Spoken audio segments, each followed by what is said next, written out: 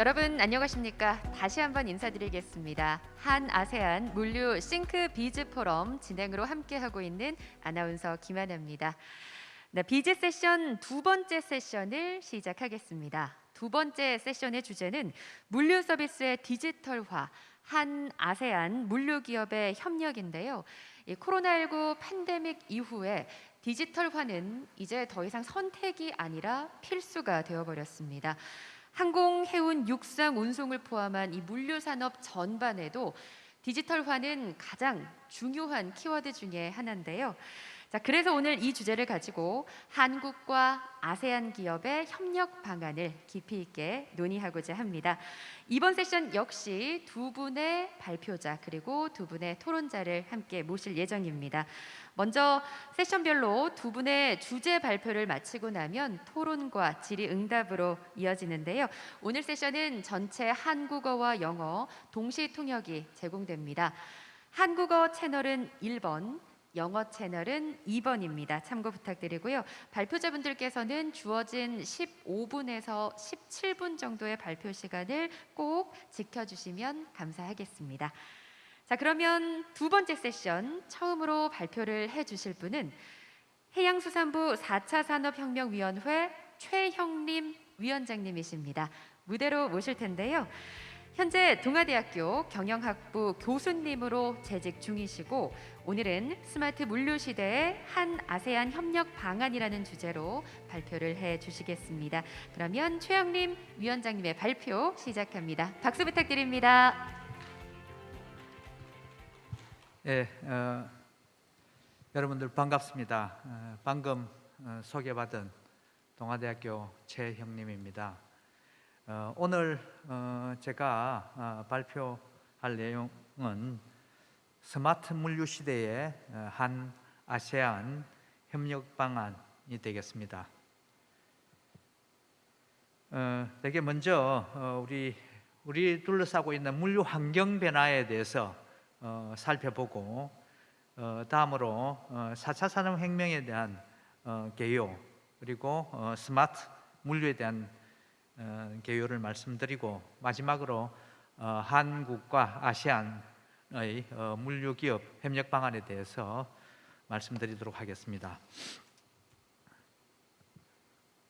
먼저 물류 환경의 변화입니다. 제가 이제 이 환경 변화를 크게 이제 네 가지 관점에서 한번 살펴봤습니다. 먼저 지금 우리가 너무나 잘 알다시피 4차 산업혁명 시대에 살고 있습니다. 그래서 어떤 이 4차 산업혁명 기술과 관련된 그런 기술 환경 변화를 먼저 말씀드리고 그 다음으로 이제 그 사회 구조도 상당히 많이 변화된 것 같습니다. 그런 사회 구조적인 관점 그리고 경제 구조적인 관점 그리고 마지막으로 또 우리가 한 2년 전부터 코로나19로 인해서 많은 어려움을 겪고 있는데 이것도 우리 물류 환경에는 크게 영향을 미친 것 같습니다.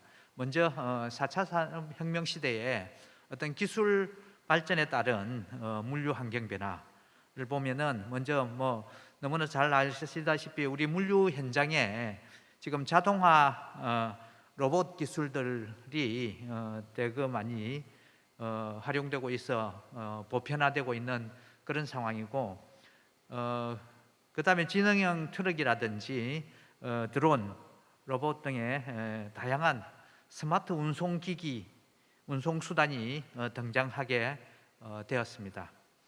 그리고 이제 사물 인터넷이나 인공지능 기술들로 인해서 물류 서비스가 상당히 실시간 그리고 지능화 그리고 개인 맞춤형으로 지금 점차 심화돼 가고 있는 그런 추세입니다.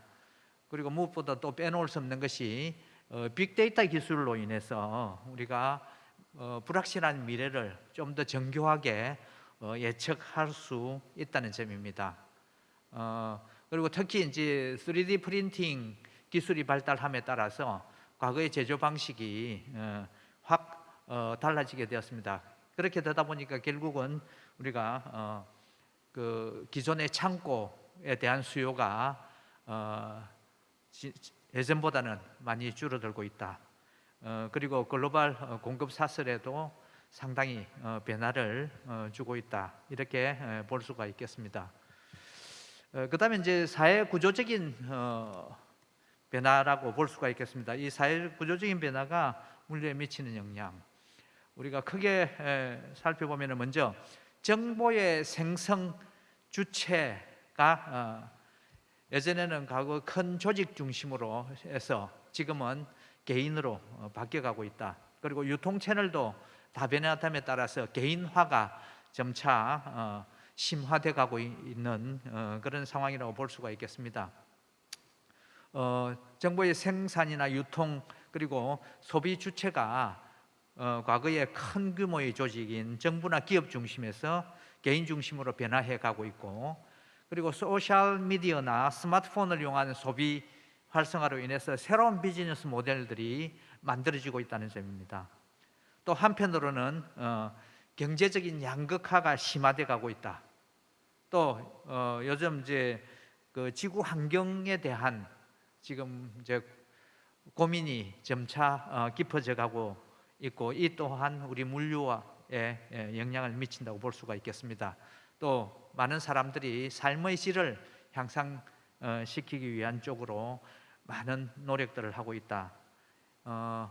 구체적으로 보면은 물류 서비스 격차에 따라서 배송 서비스 취약 지역이 발생되기도 하고, 또 물류 시설에 대한 기피 현상 등으로 인해서 사회적 갈등도 유발되고 있고, 또 삶의 질 중요성을 인식해서 건강과 관련해서 기대 수명이라든지 영양 공급 등의 관심이 높아짐에 따라서 우리가 신선 물류라든지 의약품에 대한 그런 콜드체인 수요가 점차 늘어나고 있다, 이렇게 볼 수가 있겠습니다. 다음으로 우리가 경제 구조적인 측면에서의 변화인데요. 경제적인 구조적인 측면에서도 세계화와 지역화, 현지화가 우리가 결합된 그런 글로컬라이제이션이 점차 확산돼 가고 있다. 과거에는 이제 우리가 글로벌 소싱을 주로 해왔다면은 또 최근에 코로나로 인해서 상당히 그 글로벌 소싱의 한계를 우리가 직접 체험함에 따라서 어떻게 보면은 좀 자급자족 형태로 가는 경향도 나타나고 있습니다. 그래서 사회경제 변화에 따라서 니어쇼링이라든지 백쇼링이라든지 엑스쇼링 등 새로운 조달 전략을 모색하는 그런 기회가 많아지게 됐고, 그리고 물류 서비스가 점차 고도화되면서 디지털 플랫폼 기반의 창업 그리고 일자리가 많이 증가하게 되었습니다. 그래서 지금 과거와는 달리 제조, 유통, 정보, 물류의 그런 산업 간 경계가 무너져서 융복합 산업 시대로 접어들게 된다는 점이고, 또 4PL 업체 그리고 슈퍼그리드 물류 등과 같은 디지털 플랫폼 기반의 차세대 물류 기업들도 등장하기 시작합니다. 그래서 이러한 것은 보면은 그 개인화되고 다양화된 그런 소비자들의 어떤 니즈를 우리가 제대로 충족해 주기 위해서 인프라라든지 인력, 기술 등을 서로 협력하고 공유하는 그런 형태가 되어야 제대로 소비자들의 만족을 높여줄 수 있겠다라고 판단해서 지금 보면은 서로 협력하고 공유할 수 있는 그러한 어떤 측면에서의 새로운 산업과 일자리가 많이 생겨나고 있습니다. 그다음 마지막으로 이제 코비드 19와 물류 하면은 코로나로 인해서 사람들의 이동에 많은 제약을 받게 됐고, 이로 인해서 요즘 배달이 일반화돼 버렸습니다. 그러다 보니까 이러한 것들이 생산과 소비에도 영향을 미치고, 특히 우리 물품의 이동의 핵심인 물류 산업에서는 아주 큰 영향을 미치게 되었습니다. 그래서 미래학자 제이슨 쉔크라는 사람은 코비드19로 심각한 피해와 손실이 발생한 가운데서도 기회는 존재할 것이라고 언급하면서 이러한 기회는 ICT를 기반으로 하고 있다라고 일찍이 설명을 했었습니다. 결국은 뭐 잘 아시다시피 지금까지 살펴봤던 물류 환경, 그렇죠? 기술적인 환경, 그다음에 사회 구조적인 환경, 경제 구조적인 환경, 그리고 이 코비드로 인한 환경들을 봤을 때 결국은 앞으로 물류가 가야 될 길은 ICT 기반으로 가지 않으면 안 된다라고 하는 것을 너무나 잘 알 수 있게 되었습니다. 지금부터는 제가 이제 4차 산업혁명 기술에 대해서 간략하게 좀 한번 설명을 드리고자 합니다. 저는 뭐 그렇게 보고 있습니다. 이 4차 산업혁명 기술이 특별한 것이 아니다. 기존에 우리가 기술 발전을 살펴보면은 결국은 한 가지입니다. 우리가 이 좋은 의사결정을 할 수 있도록 하기 위한 기술들이었다. 좋은 의사결정을 하려고 하면 뭐가 필요합니까? 좋은 데이터 내지는 정보가 필요합니다. 그러한 데이터와 정보를 어떻게 도움이 되는 데이터와 정보를 어떻게 많이 확보하느냐, 효율적으로 많이 확보할 수 있느냐, 이게 이제 결국 그 유능함과 무능함을 결정하는 지표가 되었다. 결국은 그동안에 발달되어 있는 컴퓨터 관련되는 기술들도 결국은 어떻게 효율적으로 데이터나 정보를 수집하고 세계적으로 관리할 수 있고 또 그걸로 인해서 좋은 지식을 만들어낼 수 있느냐, 이제 이 기술들이라고 볼 수가 있거든요. 그래서 4차 산업혁명 기술도 결국 여기서 벗어날 수가 없습니다. 흔히 4차 산업혁명 기술 대표적인 것으로 IoT를 드는데 사물 인터넷 기술은 결국은 우리가 좋은 데이터를 확보할 수 있는 그런 하나의 수단입니다. 결국 컴퓨터 3대 기능, 인풋, 프로세서, 아웃풋의 관점에서 보면은 인풋을 위한 기술이라고 볼 수가 있겠습니다. 그래서 좋은 데이터를 확보하기 위한 기술이 사물 인터넷이고, 그 다음에 이 확보된 데이터를 어떻게 효율적으로 잘 가공을 해서 내가 원하는 정보 내지 지식으로 만들 수 있느냐 하는 것은 바로 빅데이터 분석 기술이라고 볼 수가 있겠습니다. 이 빅데이터 분석을 하는 과정에서 뭐 딥러닝이라든지 이런 기법들이 활용이 되는데, 이 딥러닝은 바로 인공지능 영역의 이제 일부분이죠. 그리고 이제 이런 빅데이터 기술 외에 지금 이제 조금 전에 이야기했던 다량의 데이터들을 우리가 그걸 가공하기 위해서는 저장을 해둬야 되지 않습니까? 그래 저장하려고 하면은 컴퓨터 우리가 기기를 활용을 해야 되는데, 그것을 좀 효율적으로 활용할 수 있도록 해주는 방법이 클라우드 컴퓨팅입니다. 우리가 개개인들이 자기가 모든 컴퓨터 장비를 다 보유하고 있을 필요가 없다. 그것을 우리가 필요할 때 필요한 만큼만 돈을 내고 사용만 하면 된다는 개념이 바로 클라우드 컴퓨팅이죠. 그래서 우리가 흔히 공유 경제의 일환으로 클라우드 컴퓨팅을 설명할 수가 있습니다. 그래서 우리가 다량의 데이터를 좀 더 저렴하고 효율적으로 저장할 수 있도록 해주는, 필요할 때 필요한 정보를 끄집어 올 수 있도록 해주는 그런 기술 클라우드 컴퓨팅이고, 데이터를 확보할 수 있는 기술 중에 하나가 사물 인터넷 기술이고, 그걸 가지고 분석을 해서 의미 있는 정보를 만들어주는 것이 빅데이터 기술이고, 그렇죠? 이 세 가지가 이제 핵심적인 4차 산업혁명 기술이라고 볼 수가 있겠습니다. 그다음에 이제 빼놓을 수 없는 것이 인공지능 기술이죠.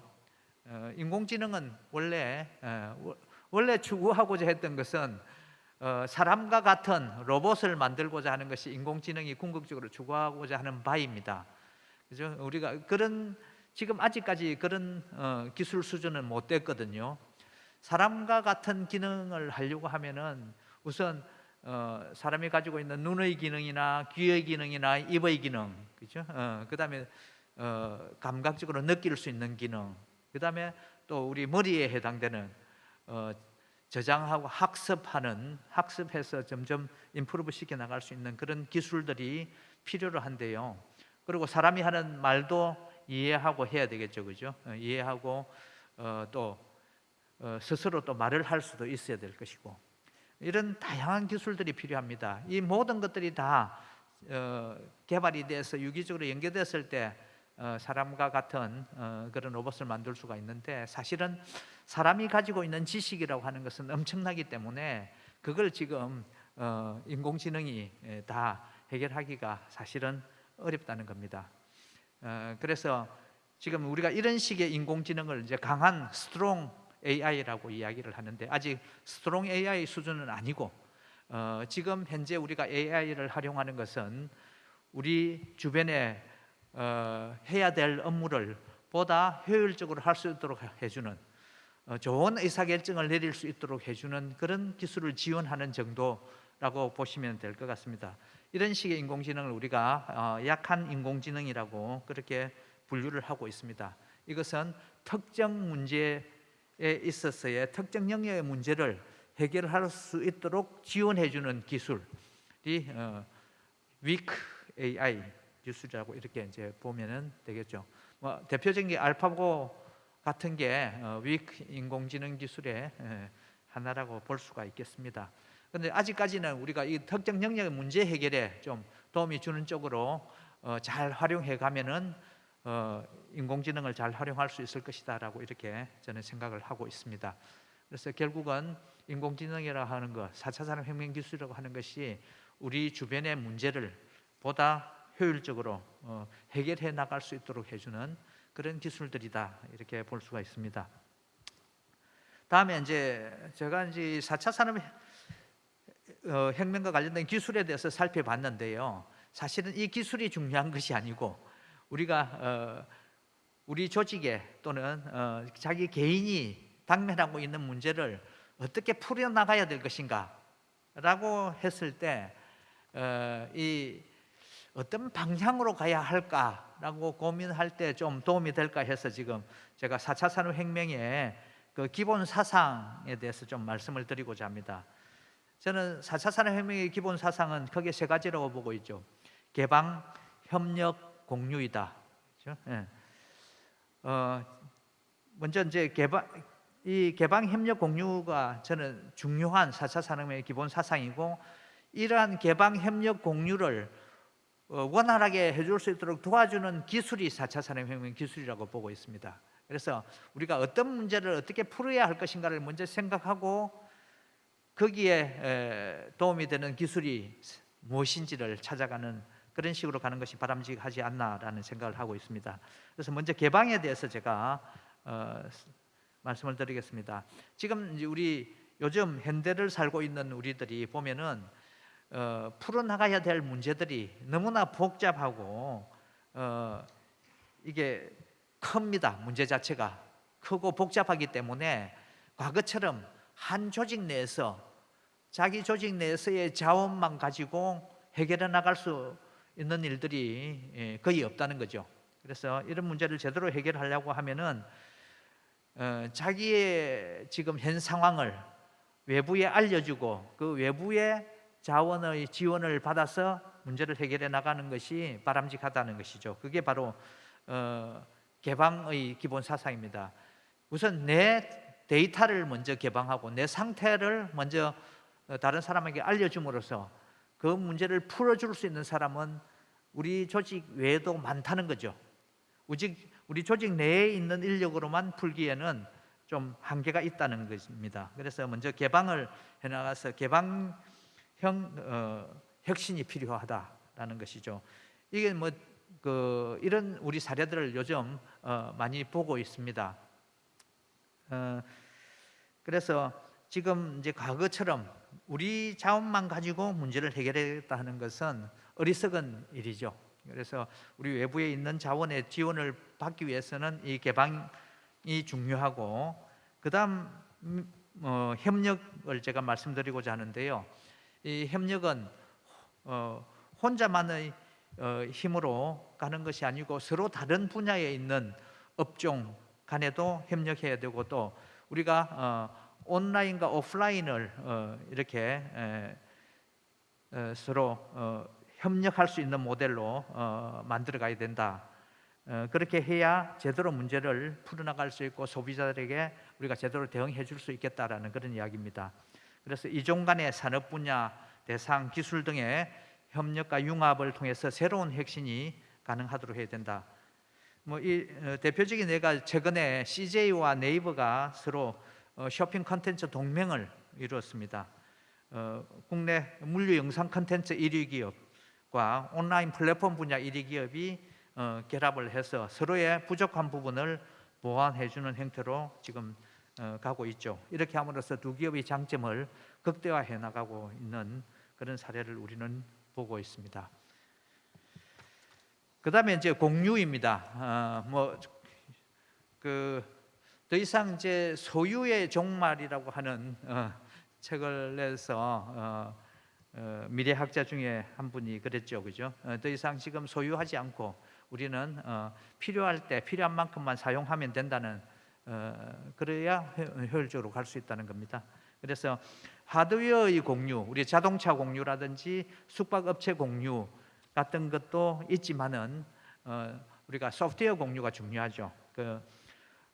데이터를 공유함으로 해서 우리가 조금 전에 봤듯이 보다 제대로 된 문제 해결을 해 나갈 수 있도록 해주는 그런 디지털 전환의 관점에서의 공유가 필요하다. 그래서 특히 데이터 경제 시대에 있어서는 이 데이터 공유를 우리가 좀 효율적으로 할 수 있도록 해야 되겠다 하는 것입니다. 그래서 개방, 협력, 공유 이 세 가지 관점에서 문제를 풀려고 한번 생각해 보면은 훨씬 효율적으로 갈 수 있을 것 같다라는 생각이 듭니다.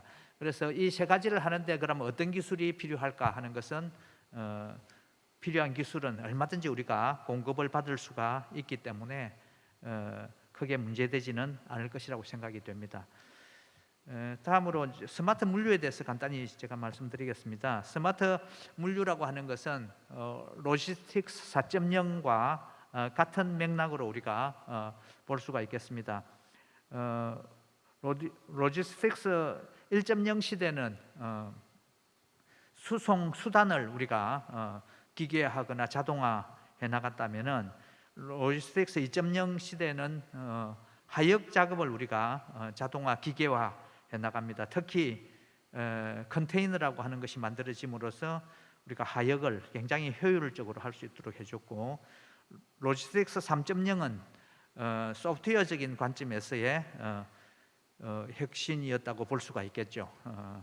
물류 관련되는 소프트웨어를 통해서 이제 시스템화했다라는 것이고, 로지스틱스 4.0은 지금 조금 전에 봤던 그런 4차 산업혁명 기술들 기반으로 해서 물류를 진화시켜 나가고 있는 그런 걸로 분류가 될 수가 있습니다. 그래서 스마트 물류와 로지스틱스 4.0은 같은 맥락으로 볼 수가 있고, 여기에 대한 개념은 스마트 물류라고 하는 것은 우리 물류 관련 모든 요소들이 또는 주체들이 서로 연결되고, 이제 초연결성을 의미합니다. 연결되고 또 데이터 분석을 통해서, 데이터 분석한다는 것이 지능화, 초지능성을 이야기를 합니다.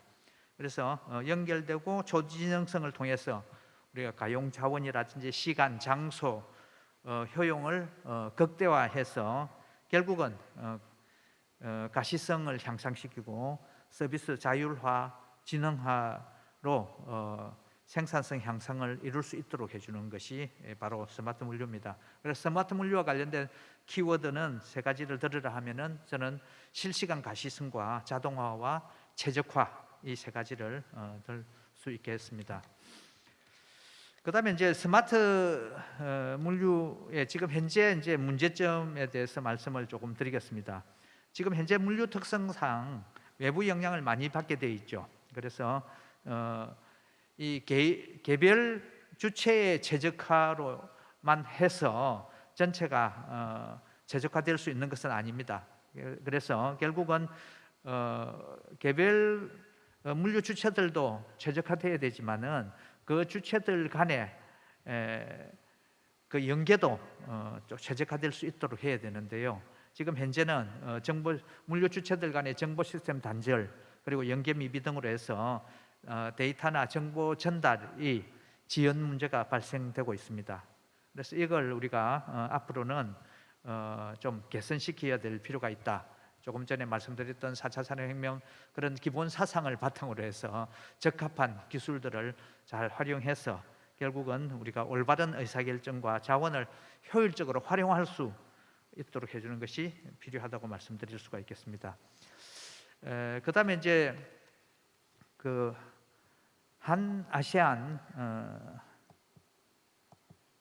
그 물류기업 협력 방안에 대해서 말씀을 드리겠습니다. 지금 아시안의 디지털 경제 동향을 보면은 구글이라든지 테마섹 그리고 베인앤컴퍼니 등의 발간된 보고서에 의하면은 아시안 디지털 경제 규모가 2025년까지 약 3천억 달러에 달할 것으로 그렇게 전망하고 있습니다. 이만큼 이제 시장이 점점 커지고 있다는 것을 말씀드리는 것이고요.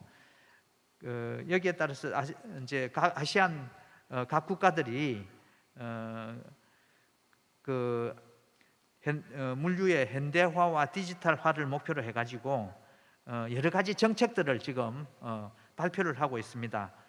특히 2025년까지 정책을 발표하고 있는데 특히 올해 1월 달에 개최된 제1차 아시안 디지털 장관 회의를 통해서 우리가 2021년부터 2025년까지 아시안의 디지털 협력과 발전 방안을 모색하는 ADM 2025를 채택을 했습니다. 이렇게 하면서 우리가 아시안에 속하는 그런 그 국가들이 선도적인 그런 디지털 커뮤니티를 만들고 경제 블록을 형성해서 발전시킨다는 그런 의미를 내포하고 있습니다. 그래서 이만큼 아시안 시장이 점점 커지고 있고 또 아시안 국가들도 전략적으로 좀 뭔가 그 발전할 수 있는 정책들을 계속 지금 내놓고 있습니다. 뭐 이런 상황에 지금 현재 아시안의 물류 환경을 살펴보면은 싱가포르이 이제 그 물류 성과 지수 그 LPI라는 지수가 있습니다. 그 LPI 지수가 2018년도에 7위였고 태국이 32위, 베트남이 39위 이렇게 해서 전반적으로 보면은 그 물류 여건이 아직 성숙되어 있지 않은 그런 상황이라고 볼 수가 있겠습니다. 그래서 우리가 이 아시안과 우리나라가 이제 잘 협력함으로써 이러한 어떤 물류 발전을 상생할 수 있는 그런 정책들을 좀 만들어내야 될 것 같습니다. 우리나라의 경우에 보면은 우리나라 기업 중에서 아시안 진출 물류 기업은 상당히 저조한 편입니다. 주로 제조업이나 무역 업종이 62%를 차지해서 대부분을 차지하고 있고 물류업의 경우에는 약 2%에 불과합니다. 331개 업체 정도인데 이 331개 업체 중에서도 해외 물류 거점 시설을 운영하는 기업은 30개에 불과합니다. 그래서 전체 아시안 진출 우리나라 기업 전체로 보면은 약 해외 물류 거점 시설을 활용하고 있는 물류 기업이 0.2%에 불과하다고 보여집니다. 그래서 우리가 이제 앞으로 이런 부분들을 좀 어떻게 활성화시킬 수 있을 것인가를 보면은 물류기업 협력 방안으로서 지금 현재 보면은 취약한 물류 인프라 구축, 물류 인프라가 상당히 이제 취약하다는 것이죠. 그래서 앞으로 이제 그 우리 물류 기업이 앞으로 나아가야 될 방향은 이와 같은 이제 취약한 물류 인프라 구축 사업과 연계해서 진출할 필요가 있겠다라는 생각이 들고요. 그리고 또 한 가지를 더 든다면은 제조기업이 상당히 활발하게 이제 그 진출하고 있으니까 우리 물류기업이 제조기업과 함께 동반해서 진출하는 방안을 한번 생각해 볼 수 있지 않겠는가라는 생각이 들고요. 그다음에 또 개별 물류기업이 좀 영세하니까 우리나라 물류기업들 간에 전략적 동반관계를 구축해서 조금 덩치를 키워서 대처해 나간다면은 해외 진출에 대한 위험도 좀 낮출 수 있지 않겠는가라는 생각이 듭니다. 그 다음에 우리가 그 물류기업의 협력 방안으로서 지리적 물류 요충지를 활용해서 국가별로 물류 거점을 역할을 좀 차별화할 필요가 있다.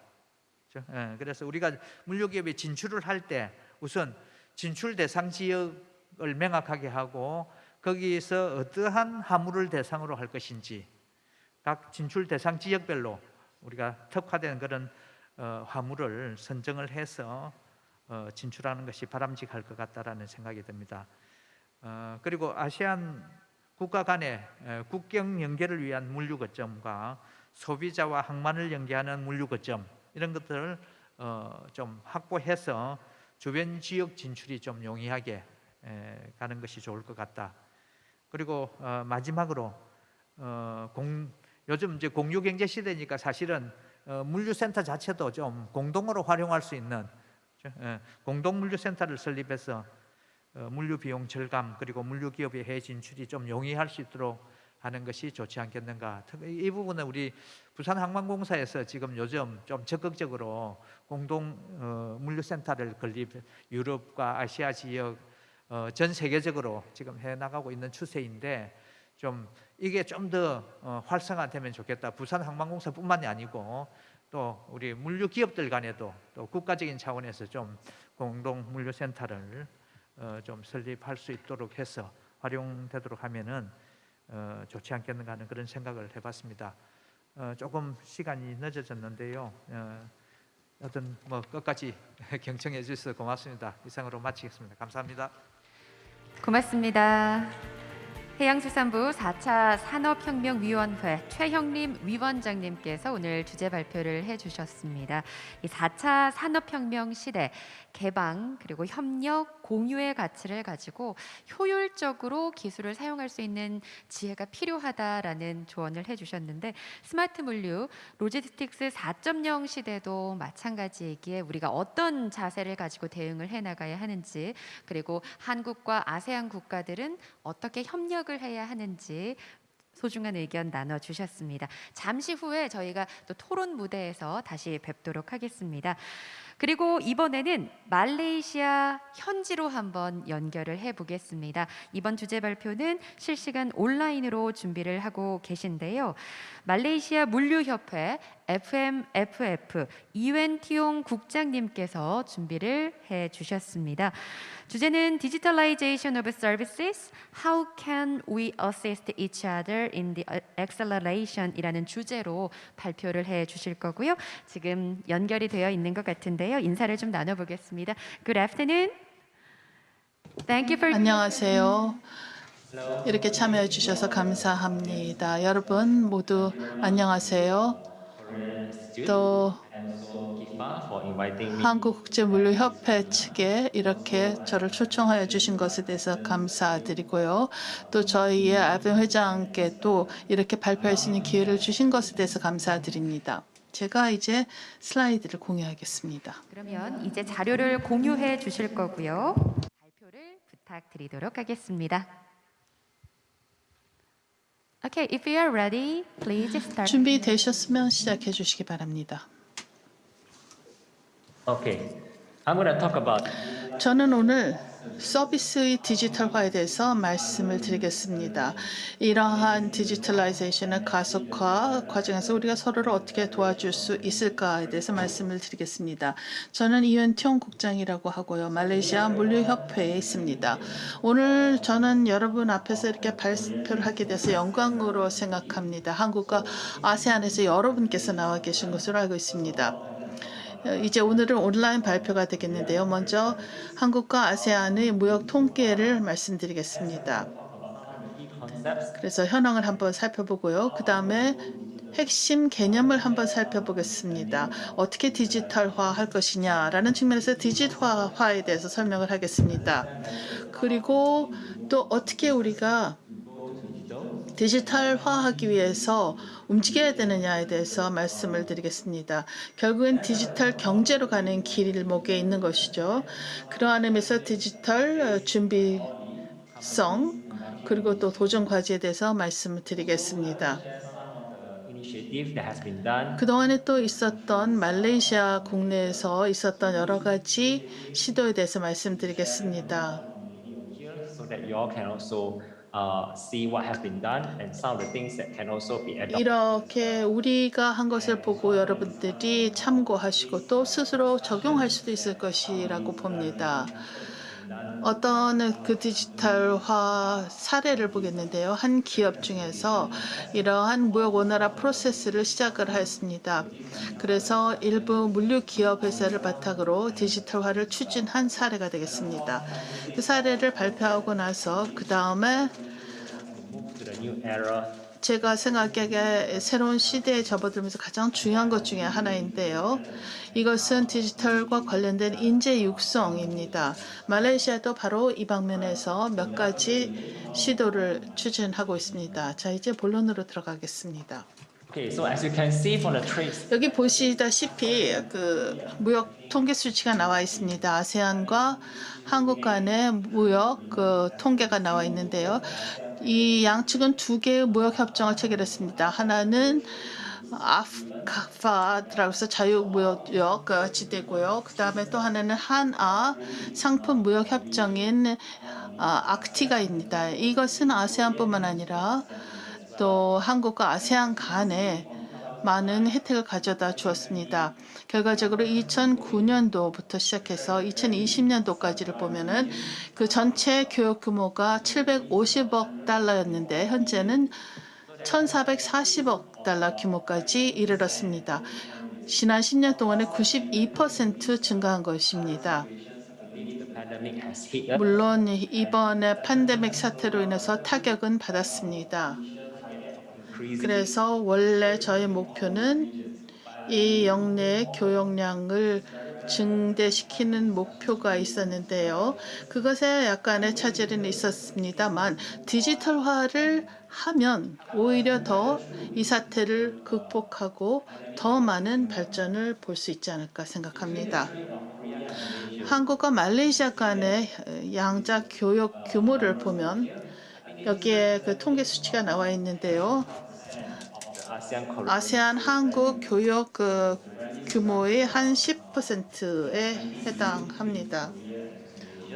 그래서 전체 규모는 200억 달러 정도가 되고요. 어떠한 상품이 교역되느냐를 보면은 이 IC 칩이 많습니다. 디지털화는 결국 디지털 경제로 가면서 더 중요해질 제품이 아닐까 생각할 수 있습니다.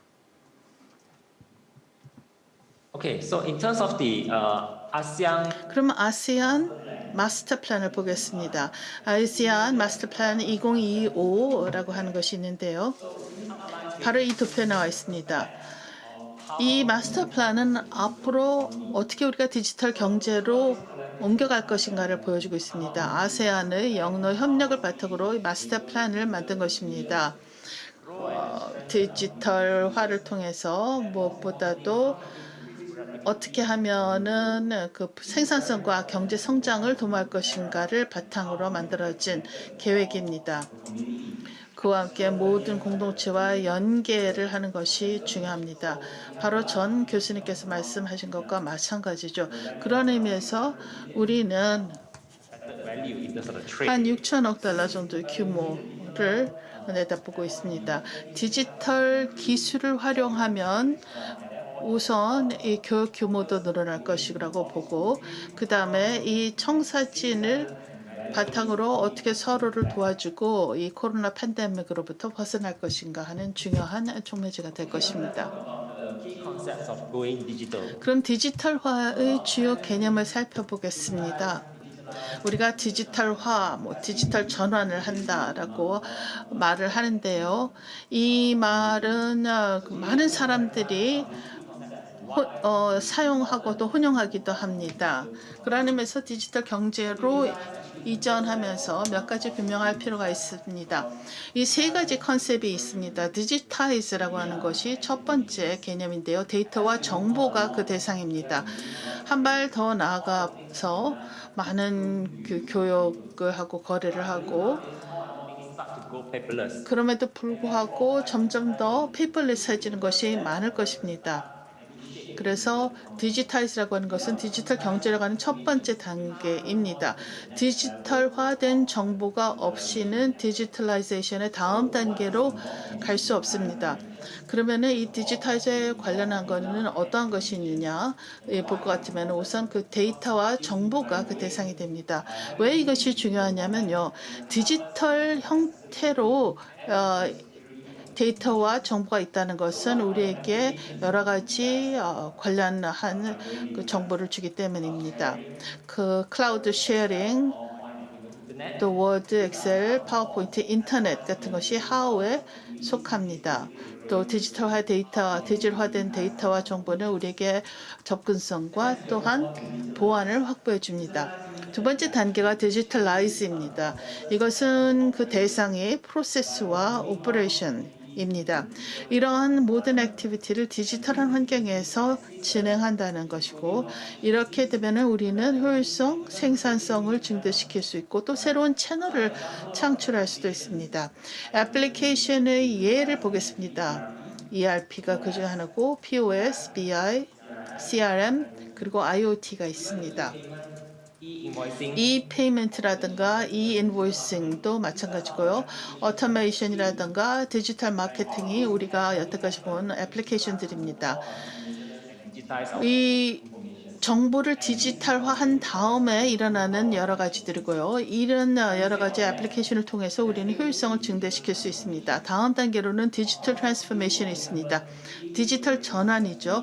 물론 이러기 위해서는 디지타이즈와 디지털라이즈가 성공적으로 이루어져야 됩니다. 그것이 선행이 되면은 우리는 또 사고 전환도 해야 됩니다. 디지털 트랜스포메이션이라고 하는 것은 사고의 전환도 의미합니다. 또한 이 사업 기회라든가 사업 기회의 창출 뜻합니다. 왜 우리가 이러한 디지털 트랜스포메이션이 필요한가? 우선 디지털 전환으로서 우리는 어떤 카파시티를 구축할 수 있고 또 확장성이 가능해지기 때문입니다. And by having the thinking of digital transformation, 디지털 전환에 대한 사고를 특히 물류 부문에서 중점적으로 생각을 하면은 확장할 수가 있고 또 새로운 시장도 창출할 수 있습니다. 애플리케이션을 보면 이커머스, 모바일 앱이란 것이 있고요. 또 개인화된 콘텐츠와 서비스가 있습니다. R&D, 혁신, 데이터, AI도 포함됩니다. so as I were to go through all the key concepts, 주요 개념을 한번 짚어봤는데요.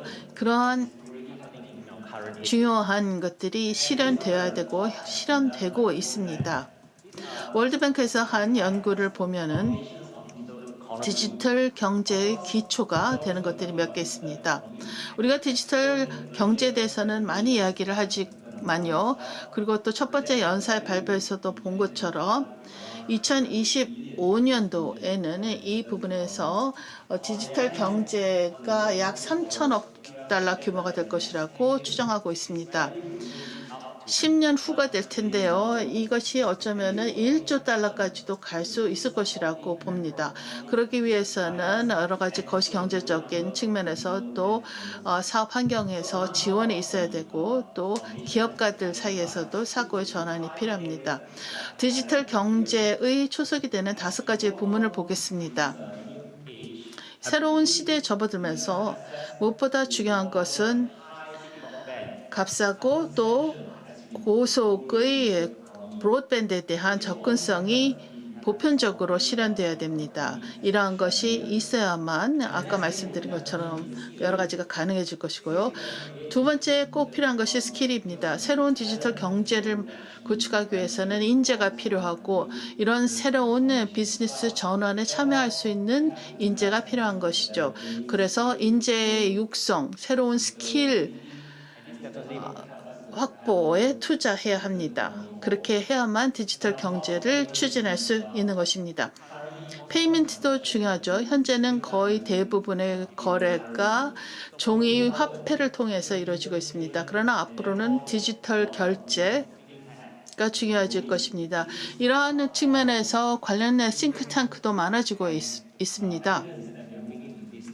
이것만 보더라도 우리가 디지털 경제로 옮겨가고 있다는 것을 알 수 있습니다. 물론 또 이러한 모든 것들이 가능하기 위해서는 물류가 도와줘야 됩니다. 물류도 물류 4.0으로 옮겨가고 있습니다. 새로운 산업혁명 시대로 접어들면서 말이죠. 이것을 어떻게 보자면은 디지털 플랫폼에서 거래되는 것들이기 때문에 가장 물리적인 것이라 볼 수 있습니다. 여러 가지 디지털 방식으로 거래가 이루어지고 또 어떤 장벽 없이 서로를 지원할 수 있게 되었지만 그러나 물리적으로 어떠한 거래의 종착점으로까지 물건을 가져다 줘야 됩니다. 마지막으로는 디지털 정책 그리고 규제 그리고 디지털 아이디가 있습니다. 이 디지털 경제로 가면서 모든 사람들이 점점 더 많은 사람들이 디지털 플랫폼으로 갈 것입니다. 그러나 관련 정책과 법규가 있어야만 필요한 사람들을 알아볼 수 있는 것이죠. 어떻게 거래를 하느냐 하는 방식이 달라질 것이고요. 거래 상대자가 누군가를 판별하는 것도 이 온라인 플랫폼에서는 어렵습니다. 그런 의미에서 디지털 아이디를 어떻게 만들 것이냐가 이 디지털 경제를 성장시키기 전에 먼저 선행되어야 되는 과제입니다. So how ready are we to move on to this economy? 다음 우리가 생각을 해봐야 되는 것은 우리가 얼마만큼 준비가 되었느냐 하는 것이죠. 이것은 IDC에서 내놓은 연구 발표인데요. 아시아 태평양 지역에서 수행한 연구입니다. 이 말레이시아 비즈니스와 같은 경우는 한 100개 정도의 기업이 참여했습니다. 이 차트를 보시면 알겠지만은 Compared to the Asia Pacific region, 아태 지역과 비교를 해보고 또 말레이시아를 비교해봤을 때 말레이시아는 데이터나 투자 규모에 있어서 아태 지역 전체보다는 조금 처지고 있습니다. 디지털 준비성을 보는 6가지 측면이 있습니다. 데이터, 전략, 디지털 투자, 문화, 능력, 역량, 그리고 인프라가 있습니다.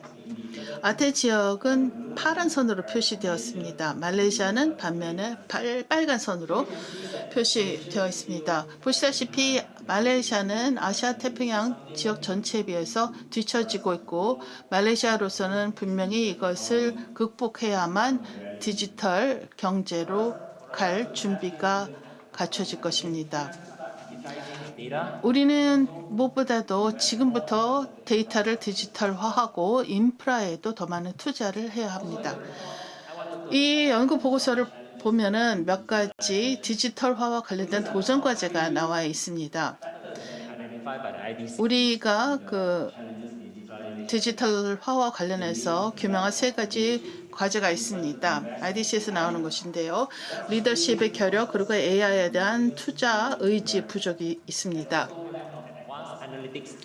그와 함께 또 여러 가지 스킬이나 자원 그리고 지속적으로 학습하는 프로그램의 부족, 첨단 애널리틱스의 부족, 적절한 인프라의 부족, 그리고 실제로 어떤 통찰력을 발전시킬 수 있는 툴의 부족 등이 지적되고 있습니다. 저는 이 중에서 첫 번째 것에 대해서 말씀드리고 싶습니다. 왜냐하면 리더십 없이는 어떠한 것도 실현되지 않기 때문이죠. 디지털 경제로 옮겨갈 준비가 되기 위해서는 이것을 적극적으로 지원해주는 리더십이 필요합니다. so this pie also summarizes all the 5 디지털화와 관련해서 이 좀 더 가시적으로 시각적으로 도전 과제를 볼 수가 있는데요. 5가지가 있습니다. 디지털 시대로 옮겨가면서 좀 더 이 디지털 플랫폼에서 모든 것들이 효율적으로 돌아가기 위해서는 어떤 것들을 해야 되는가를 볼 수가 있는데요. 새로운 KPI로 옮겨가는 것이 첫 번째입니다. 새로운 KPI라고 하는 것은 아까 언급한 디지털 전환과 관련된 것입니다. 디지털 플랫폼으로 옮겨가면서 우리가 앞으로 어떻게 거래를 할 것이냐. 그것은 일단 방식부터 달라질 것이라고 봐야 되고요. 그런 의미에서 이러한 여러 가지 사업 운영 니즈에 맞게 KPI가 새로이 재편돼야 됩니다. 그 다음에는 디지털 이니셔티브가 모두 changes. 별개로 사일로화되면 안 됩니다. 디지털 전환을 추진하면서 지금 프로세스가 어떻게 실행되느냐를 보면은 완전히 디지털화될 것 같으면 프로세스 자체가 바뀔 것이기 때문에 이제는 어떤 그 칸막이 형태로 모든 것들이 추진되지 않을 것입니다. 여태까지 보면은 항상 서로 어떤 대화도 없이 사일로 형식으로 운영을 해왔던 것이 현재 시스템입니다. 이것이야말로 디지털 전환의 잠재력을 잘 보여주는 부분이라고 봅니다. 디지털 전환의 이익을 극대화하기 위해서는 프로세스들이 서로 상호작용할 수 있어야 됩니다. 한 국가 안에서뿐만 아니라 국가 간에서도 이러한 상호작용이 필요합니다. 그러기 위해서는 긴밀한 협력이 필요하고 정보의 교환이 필요하고 인프라를 구축해야 합니다. And of course, in terms of the challenges, 또 도전 과제 중에 하나로서는 우리가 전술적인 계획도 생각해야 합니다. 다시 말해서 디지털 로드맵이 필요합니다. 디지털 로드맵은 아까 말씀드린 것과 비슷할 것입니다. 아세안의 청사장과 또 디지털화와 관련된 마스터 플랜을 보여드렸죠. where we are going as we would grow. 이것은 앞으로 우리가 어떤 방향으로 나아가서 디지털 경제를 성장시킬 것이냐를 제시하는 것입니다. 디지털 역량을 갖춘 인재도 필요합니다. 그래야만 그것이 실현될 수 있죠. 이런 측면에서 교육에도 집중해야 되고 기존의 근로자들의 스킬을 업그레이드 시켜야 됩니다. 자신들이 갖고 있는 어떠한 지식을 디지털화된 경제에 맞추어서 업그레이드 시켜야 되는 것이죠. 마지막으로 서로 연결되기 위해서 디지털 플랫폼이 필요합니다. 어떤 공동의 플랫폼이 있어야 하고 또 공동의 연결이 필요합니다. 그래야만 정보를 서로 교환하고 또 그 플랫폼 내에서 트랜잭션이 진행되기 때문이죠. 여기에 보시는 것들이 디지털화와 수반되는 도전 과제로 기명된 것들입니다. 그러면은 물류 쪽으로 가서 보겠습니다. 아까 연사도 말씀을 하셨지만은 물류 4.0이라고 말씀하셨는데요. 저는 공급망 4.0에 대해서 말씀드리겠습니다. 공급망은 모든 물류 업계에게 중요한 것이고 무역이 일어나기 위해서는 공급망이 중요하죠. 그런 의미에서 어떻게 우리가 이 공급망 운영 방식을 바꿀 수 있는가, 현재 나와 있는 기술을 어떻게 하면은 최대한 활용을 해서 디지털 경제까지도 확장시킬 수 있는가 생각해 봐야 됩니다. 지금 보시는 것은 맥킨지에서 내놓은 서플라이 체인 리포트인데요. 여기에 공급망과 관련해서 6개의 주요 밸류 드라이버가 나와 있습니다. 서플라이 체인 스트래티지가 나와 있고 플래닝이 나와 있고 피지컬 플로우가 있습니다. 퍼포먼스 매니지먼트가 있고 오더 매니지먼트가 있고 컬래버레이션이 있습니다. 이 6가지 측면에서 많은 그 투자가 이루어지고 있지만요. 이미 언급한 것도 있습니다. 오토메이션, 자동화와 또 휴먼 머신 인터페이스, 스마트 로지스틱스, 3D 프린팅 등등도 마찬가지입니다. 그런데 이제는 우리의 좀 생각을 바꿔야 됩니다. 기존의 산업혁명 시대에서 가졌던 사고방식을 버려야 되죠. 3.0 혁명에서는 닷컴 에라로 들어갔습니다. 그런데 이제 4.0으로 가면서 모든 것들이 자동화로 가고 있습니다. 그리고 또 AI 쪽으로 가고 있습니다. Industry 4.0. 이 4.0에서 많은 그 약어가 쓰이는데요. We need to look into. 3개의 주요 부문을 봐야 됩니다. A라고 하는 ABCD 약을 봤을 때 A는 AI입니다. 물류 기업들이 어떻게 이러한 공급망을 대처할 것이냐를 생각할 때 생각해봐야 되는 것이고요. B는 블록체인입니다. 블록체인은 중요합니다. 우리가 어떤 트랜잭션을 일으키고 좀 더 안전한 방식으로 실행하기 위해서 필요한 것이죠. C라고 하는 것은 클라우드 컴퓨팅을 지칭합니다. 클라우드 컴퓨팅은 아시다시피 우리에게 도움을 줘서 좀 더 빨리 스케일 아웃 할 수 있게 해주고요. 그리고 또 많은 그 비즈니스 액티비티를 온라인화하면서 안전하게 해줍니다. And by going 이제는 더 이상 어떠한 물리적인 장소가 필요 없습니다. 모든 것을 클라우드로 가면서 좀 더 빨리 그리고 항상 할 수 있는 것이죠. 언사이트 호스팅보다 훨씬 더 효율적입니다. D라고 하는 것은 데이터 아날리틱스를 뜻하죠. 지금 이러한 트랜잭션에서 생성되는 데이터는 엄청난 양입니다.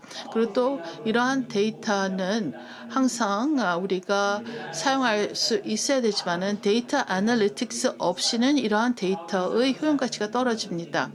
저는 생각하지 못했던 그러한 시각이 필요한 것이고요. 데이터 아날리틱스를 통해서 우리는 어떻게 하면은 좀 더 고객들에게 더 많은 가치를 제공할 것인가도 알 수가 있고 또 현재 일어나는 트랜잭션으로 생성되는 새로운 비즈니스 오퍼튜니티에 대해서도 알게 되죠. Supply Chain 4.0라고 하는 것은 여러 가지 기술의 발전을 통해서 그리고 ABCD를 통해서 구축이 되는데요. 이를 통해서 우리는 사업 비용을 줄일 수가 있고 또 우리가 보관해야 되는 재고량도 줄일 수 있습니다. 여러 가지 향후 트렌드를 예측할 수가 있기 때문이죠. 또한 전체 이 매출 손실의 75%도 줄일 수가 있습니다. 데이터의 예측적인 정보는 현재 우리가 그 서플라이 체인에서 일어나야 되는 것들이고요. 디지털화가 될 것 같으면은 이렇게 일어나고 있는 트렌드를 우리가 좀 더 명료하게 볼 수가 있을 것이고 새로운 기회를 포착할 수 있게 될 것입니다. 그러면 앞으로 이러한 디지털 시대로 접어들면서 우리에게 지침이 되는 것은 무엇일까요? 지금 이 슬라이드는 우리가 무엇을 생각할 수 있느냐를 보여주고 있습니다. 디지털 전환 활동을 하기 시작하면서 기업들은 이 6가지 측면을 생각해야 됩니다. 2019. 이것은 보만과 피터가 2019년에 분석한 것인데요. 18개의 프레임워크와 모델을 분석하였습니다. 기본적으로 어떻게 기업들이 이 디지털 전환이라고 하는 여정에 동참할 수 있느냐를 본 것입니다. 6가지를 볼 것 같으면은 전략, 조직, 문화, 기술, 고객, 사람입니다.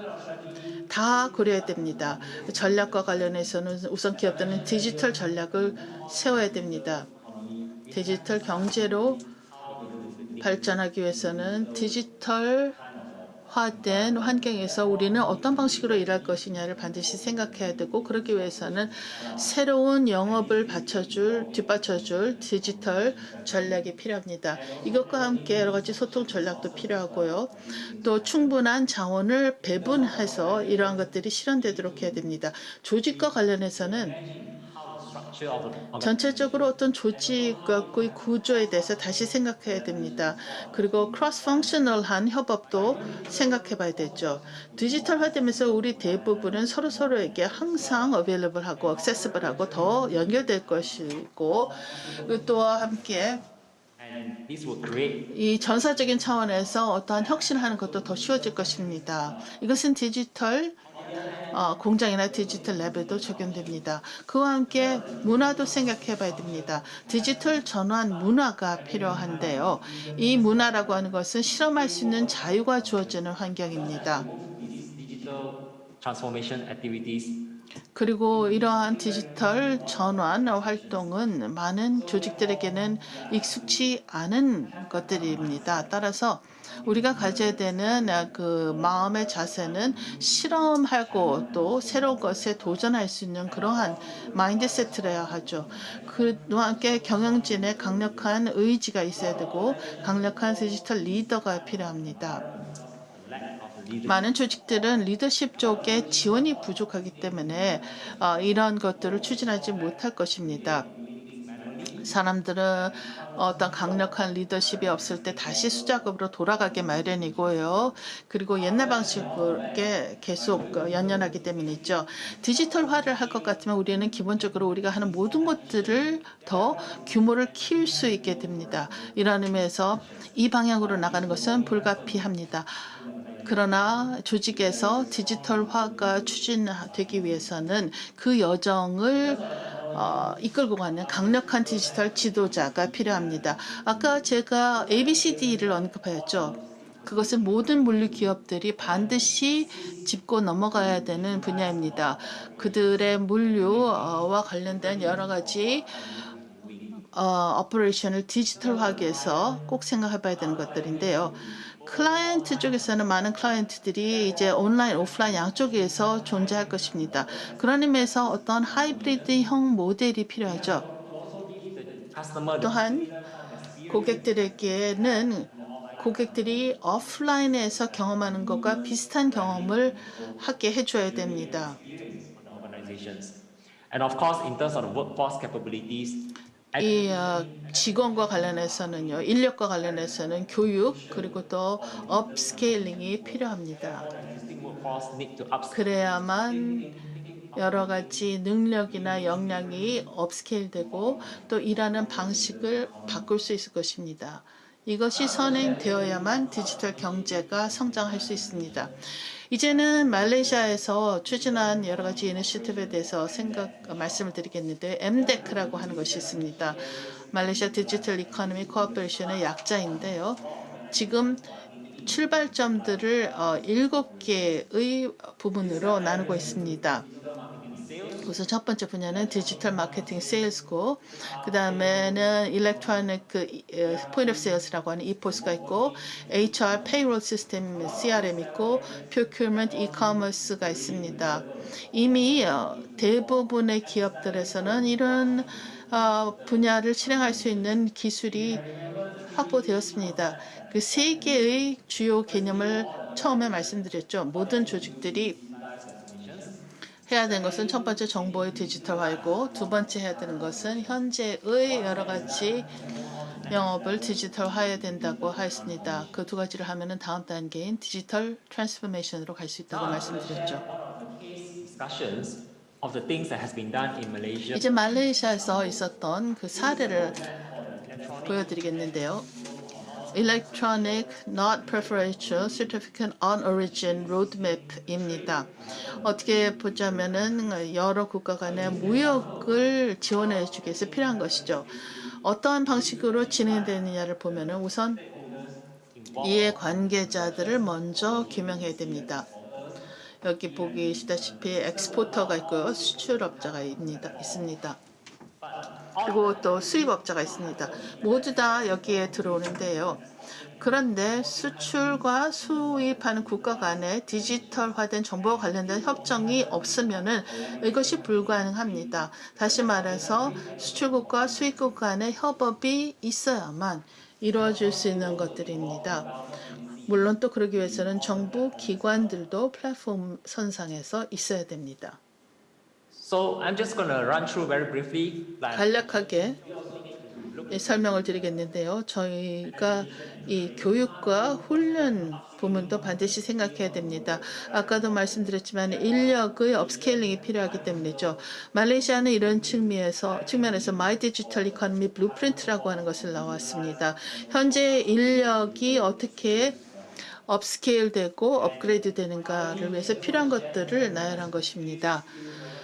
이것은 인더스트리얼 스킬 프레임워크라고 하는 것인데요. 말레이시아에서는 역량을 구축해서 또 이러한 여러 가지 스킬을 확보하기 위해서 어떠한 경로를 겪어야 되는가를 이렇게 체계화했습니다. 여기에는 물류도 포함되어 있습니다.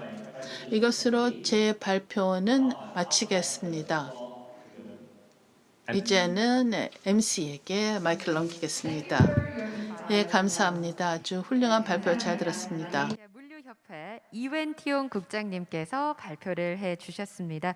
이제는 거스를 수 없는 흐름이 되었습니다. 이 디지털화 어떻게 하면 우리가 그 흐름에 올라탈 수 있을지에 대한 생각을 하면서 들을 수 있는 발표였고요.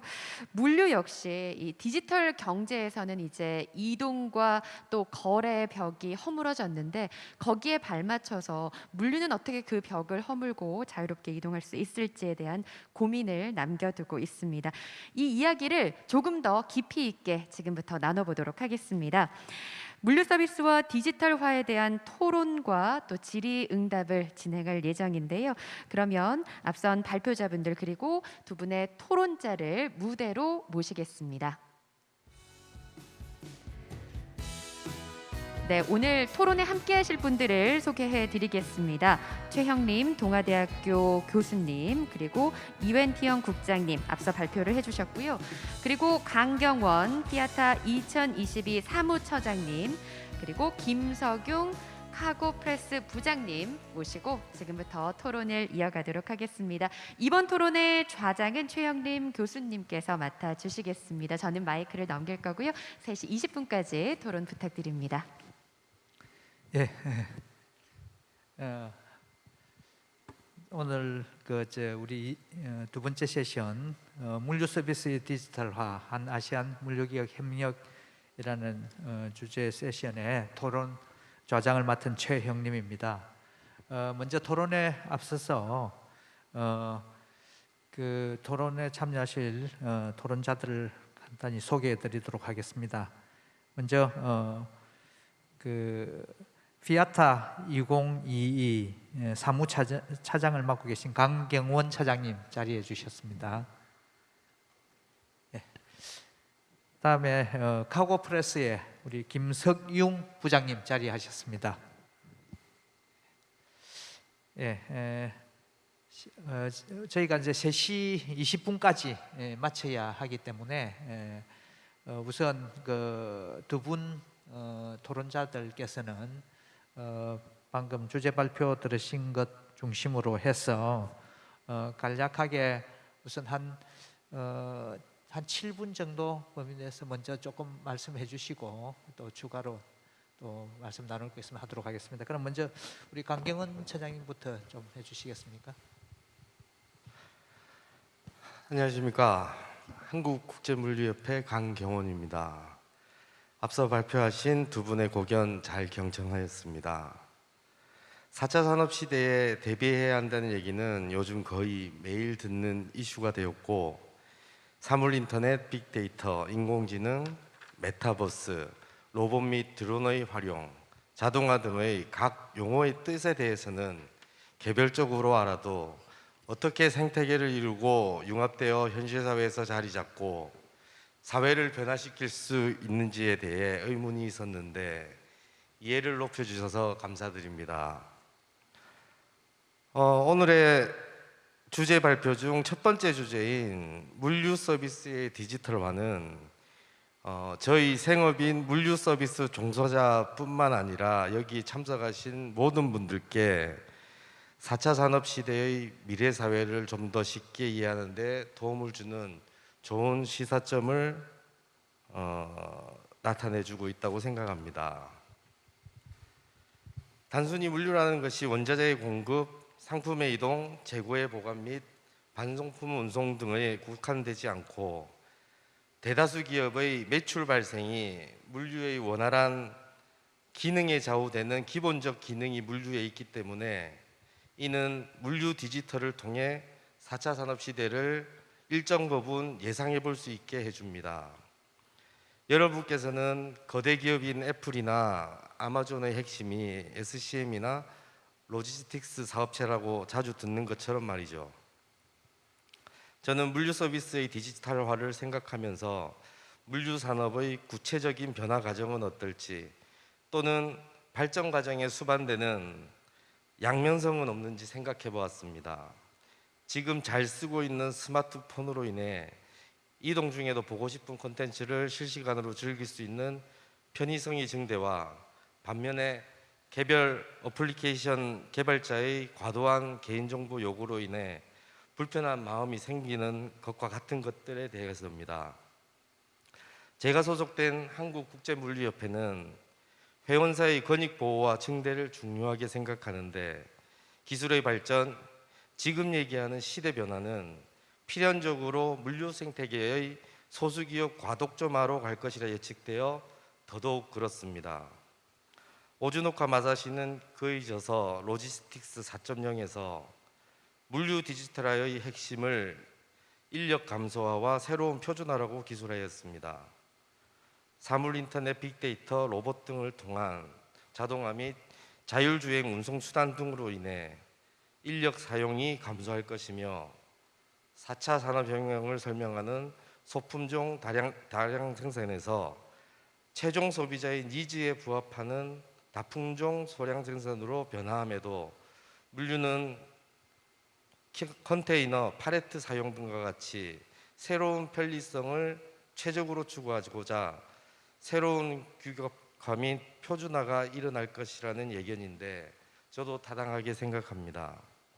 KDI 김동영 연구원께서는 예견되는 이러한 변화는 물류 산업이 노동 집약적 산업에서 자본 집약적 산업으로 변환되는 것이라 의미를 두었습니다.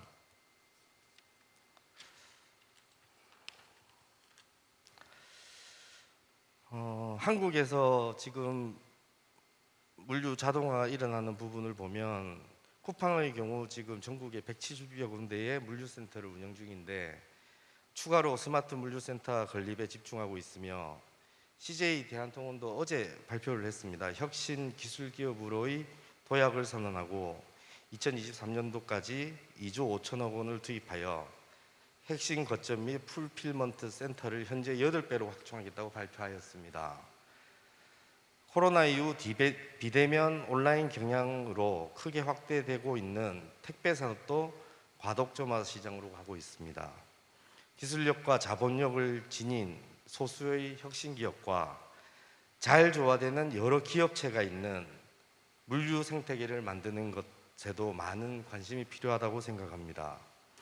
현재 저희 협회에서는 원재철 회장님이야 모든 임직원들이 이러한 시대 변화 과정에서 변화의 거부가 아니라 구성원으로서의 역할을 모색하고 상생 발전하는 물류 생태계를 만들어 가고자 상생 펀드와 같은 정책 지원 요청과 공용 물류 플랫폼의 확고 등 여러 가지를 고민하고 실행해 나가고 있습니다. 또한 앞서 발표하신 지영림 소장님의 발표 내용에 4차 산업 시대 성공 요소로 이종 산업 간, 개별 기업 간, 데이터의 생산 및 소비 주체에 이르기까지 기술과 자원 등의 정보를 개방, 공유, 협력을 통해 혁신을 이루는 것이 중요하다고 말씀하셨는데, 저도 전적으로 동의합니다.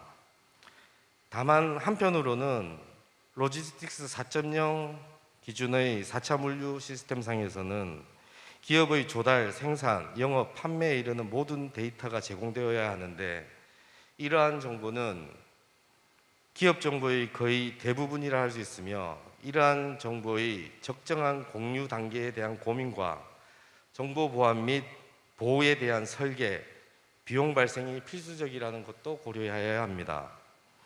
몇 개월 전 저는 SPL 기준으로 연간 120억 원 정도를 쓰고 있는 기업체와 미팅을 한 적이 있습니다.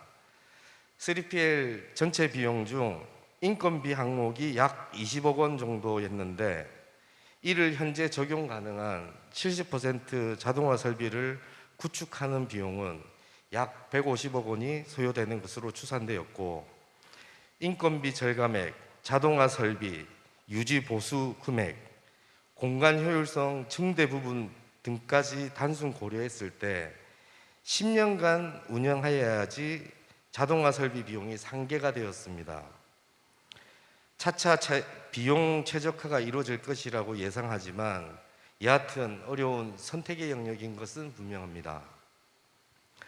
3차든 4차든 비즈니스 포인트를 잡는 것은 상당히 어려운 것 같습니다. 마지막으로 최영림 교수님께 현재 우리 협회에서 4차 물류 산업 시대로의 전환 시점에 지향해야 할 고견이 있으시면 말씀 부탁드리며 더불어 이 자리를 빌어서 연구하고 계신 스마트 컨테이너에 대해 간략히 소개 부탁드려도 될까요? 예, 예.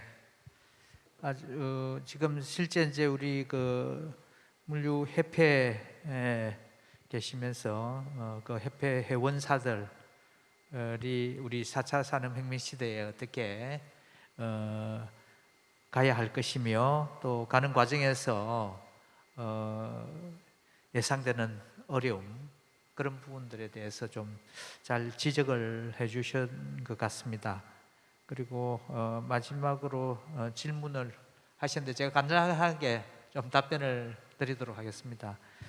4차 산업혁명 시대에 우리 그 국제물류협회 회원사들이 어떻게 대처해 나가는 것이 좋을지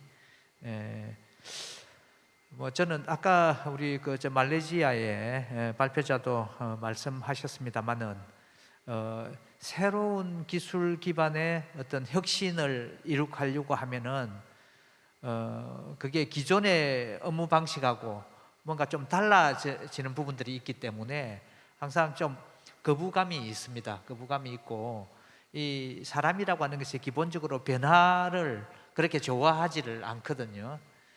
그래서 제일 중요한 것은 결국은 그 아까 발표자께서 말씀하신 디지털 리더십이 중요하다라는 그런 말씀을 하셨습니다.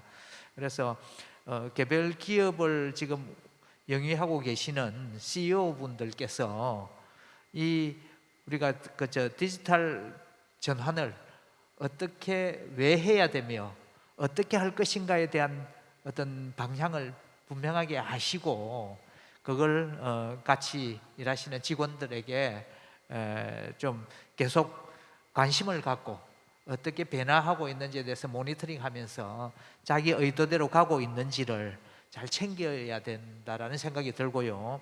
그 다음에 또 한 가지 중요한 것은 뭐냐면은 사실은 이런 신기술들을 받아들이려고 하면은 투자가 돼야 됩니다. 그래서 그런 부분에 있어서는 사실은 저는 이제 좀 이런 자리를 빌어서 정부에 좀 부탁을 하고 싶은데 우리나라 물류업체들이 그렇게 큰 업체들은 많지 않고 좀 중소업체들이 많기 때문에 그런 업체들이 이런 신기술을 쉽게 좀 도입할 수 있도록 해주는 그런 어떤 문턱을 좀 낮춰줘야 된다. 그러니까 쉽게 이야기해서 좀 신기술 보급 사업을 조금 좀 확대해 주신다면은 개별 업체 입장에서는 돈을 좀 작게 투자하고도 이런 신기술에 대한 이점을 충분히 누릴 수 있고 그렇게 하다 보면은 이게 전에보다 훨씬 생산성이 높구나 이렇게 해서 점차 자기 돈을 투자하고도 해서라도 갈 수 있지 않겠는가라는 생각이 듭니다. 그래서 제가 두 가지를 좀 말씀을 드리고 그 다음에 이제 그 스마트 컨테이너에 대해서 제가 간단히 말씀드리면은 지금 현재 그 스마트 컨테이너와 관련해서 전 세계적인 추세를 보면은 주로 냉동 컨테이너를 좀 원격지에서 실시간으로 모니터링 할 수 있는 그런 기술들은 지금 대형 선사들 중심으로 해서 도입을 해서 하고 있습니다. 그런데 이제 실제로 그런 냉동 컨테이너 외에 일반 드라이 컨테이너를 대상으로 하는 화물 중에서도 모니터링 해야 될 그런 화물들이 있습니다. 그래서 그런 부분들은 지금 아직 실용화는 되고 있지 않는데 우리나라에서 해양수산부에서 일찍이 좀 거기에 대한 필요성을 느껴가지고 지금 그 기술 개발 사업을 R&D 사업을 하고 있거든요. 그래서 지금 아마 앞으로 한 2, 3년 내에 그런 실제 드라이 컨테이너뿐만이 아니고 리프 컨테이너도 스마트 컨테이너로 이렇게 만들어질 수 있지 않겠는가 하는 그런 생각을 해봅니다. 좋은 의견 주셔서 감사드립니다. 강경원 사무차장님 고맙습니다. 다음은 우리 오래 기다리셨는데 아닙니다. 김석용 예. 그 부장님 좀 예. 말씀해 주시죠. 우선 저희 그 카고프레스는 1996년부터 국제 물류를 전문적으로 취재하고 분석 기사를 내보내고 있는 잡지사입니다. 먼저 소개 말씀드리고 저는 한 20년 동안 국제 물류 부분을 취재를 해왔고요. 실제로 한 아프리카에서 5년, 홍콩에서 5년 포워딩을 실제로 했고요. 예, 그랬습니다. 그래서 그러다 보니까 와서 보니까 디지털 물류가 완전 대세가 돼 있더라고요. 또 때마침 이렇게 포럼에서 디지털 물류 부분을 하신다고 그러셔서 선뜻 제가 토론자 주제에 넘지만 나섰습니다. 근데 이렇게 교수님하고 미스터 어윈 티용 두 분의 어떤 고견을 들어서 상당히 영광이었고 좋은 도움이 됐습니다. 특히 최 교수님의 그 공동 물류 거점을 통한 그 공동 물류와 이런 부분은 상당히 좀 매력이 있는 부분 아닐까. 동남아 쪽에서는 사실 물류의 거점이 상당히 필요한 상황으로 이해를 하고 있습니다. 그래서 그 부분은 아주 굉장히 날카롭게 지적을 하신 게 아닌가 이렇게 보고 있고요. 그리고 미스터 어윈 티용 씨의 그 말씀 중에 클라우딩이라는 말씀, 클라우딩 시어링이라는 말씀을 자주 언급을 하셨습니다. 아마 이게 키워드가 될 것 같고요. 디지털 물류를 위해서는 사실 시어링이 필요합니다. 지금 피지컬한 부분 그리고 산업 물류공학적인 부분 이런 부분들이 상당히 좀 부각되어 있는데 사실 국제 물류 제가 취재하고 있는 또 프레이트 포워딩 부분에 있어서 굉장히 중요한 것은 수출입 물류 정보입니다. 세관선을 통할 때 그 입력해야 될 물류 정보가 있고요. 수입을 할 때 세관에다 신고해서 반출을 받을 수 있는 그런 물류 정보가 있습니다. 이게 중복적으로 좀 일어나고 있고요. 그게 그 원인을 한번 제가 가만히 보다 보니까 결국은 정보의 클라우딩화, 시어링이 일어나지 않고 있기 때문에라고 보고 있습니다.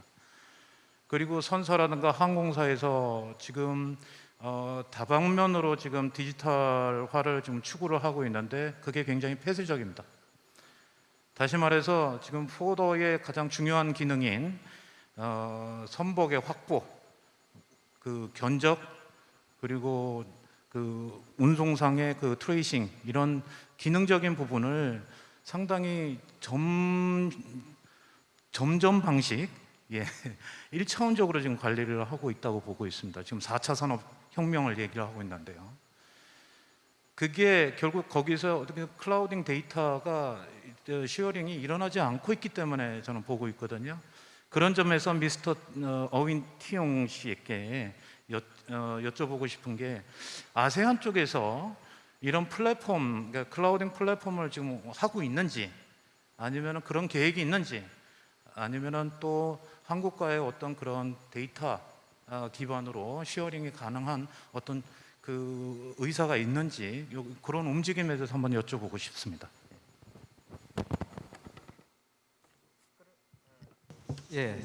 지금 그동안 다양한 경험을 토대로 해서 우리 김승윤 부장께서 좋은 의견을 많이 주셨는데 여하튼 중요한 것은 이 4차 산업혁명 시대의 기본 사상이라고 할 수 있는 공유가 굉장히 중요하다는 그런 관점에서 공동물류센터도 굉장히 중요하고 그다음에 특히 이제 우리 세관망하고 그러니까 소위 이야기하는 물류망과 통관망이 서로 데이터가 공유되지 않아서 사용자들이 불편한 점들이 많다. 그리고 또 국가 간에도 지금 좀 공유되었으면 좋겠다는 그런 말씀인데 실제 아까 티용 국장님께서 지금 조금 전에 김성용 부장님께서 제기하신 의문에 대해서 조금 답변을 해주시면 좋을 것 같습니다.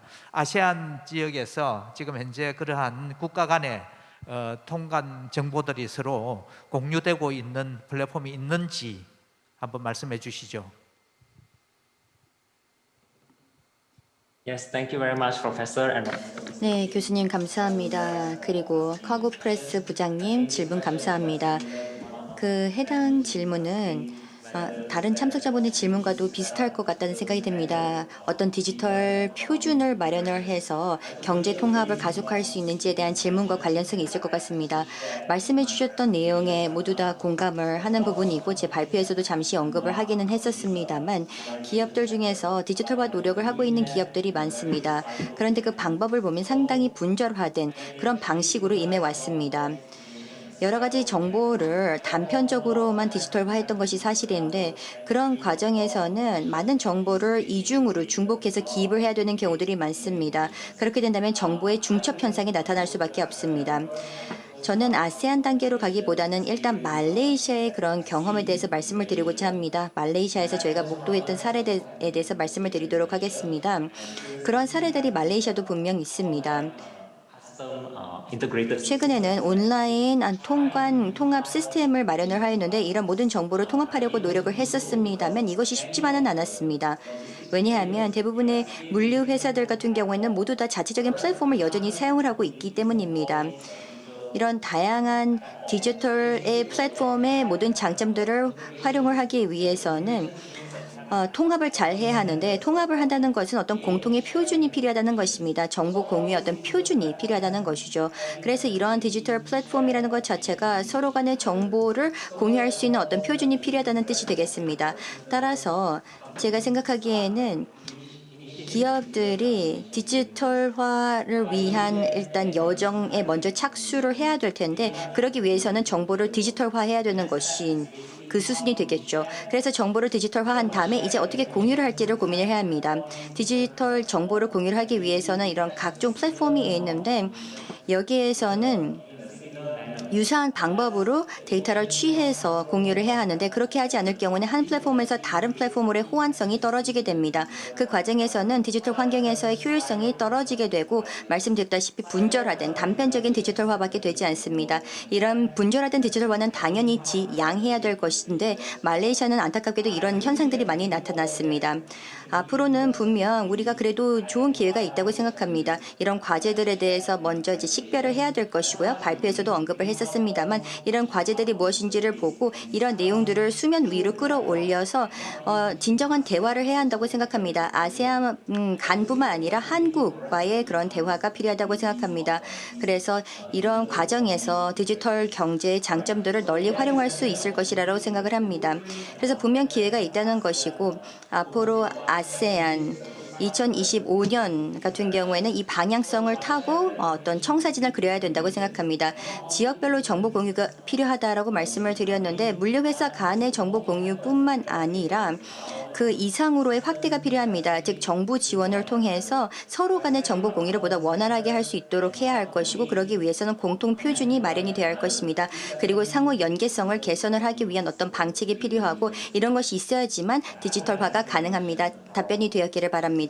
감사합니다. Thank you very much. 감사합니다. 지금 그 아까 질문하신 것에 대해서 지금 아마 아시안에서도 아까 ADAM 2025 그런 계획을 내놓고 그래서 앞으로 좀 그런 어떤 기반을 만들어 가야 된다라는 그런 측면에서 말씀을 하신 것 같습니다. 그래서 우리 또 지금 우리 적어도 우리 국내에서도 어떤 그런 데이터를 공유할 수 있는 그런 기반이 먼저 만들어져야 될 것 같고 그다음에 또 특히 아시안 국가 우리나라가 아시안과 함께 서로 그런 물류 데이터를 공유할 수 있는 그런 플랫폼을 좀 오늘 우리 이 세미나를 계기로 해가지고 좀 만들어 갔으면 어떨까 하는 그런 생각을 해봅니다. 시간이 지금 많이 지체가 돼서 좀 하실 말씀은 많으시겠지만은 여기서 일단 마무리를 해야 될 것 같습니다. 오늘 발표해 주신다고 고생 많으셨습니다. 이용 국장님 그리고 우리 토론에 참석해 주신 김석용 부장님과 강경원 사무차장님께 감사드리면서 오늘 토론을 마치도록 하겠습니다. 모두 고생하셨습니다. 네, 박수 부탁드립니다. 수고해주신 발표자분들 그리고 토론자분들 또 좌장으로 또 함께 해주신 최영림 위원장님께도 감사의 말씀을 드립니다. 자, 이렇게 저희는 한 아세안 물류 싱크 비즈 포럼 두 번째 세션은 마치겠습니다. 그리고 오늘의 마지막 세션이죠. 세 번째 세션은 코로나19 이후 물류 환경 변화 대응 전략으로 준비하고 있는데요. 잠시 휴식 시간을 갖고 3시 40분에 다시 찾아뵙겠습니다. 고맙습니다.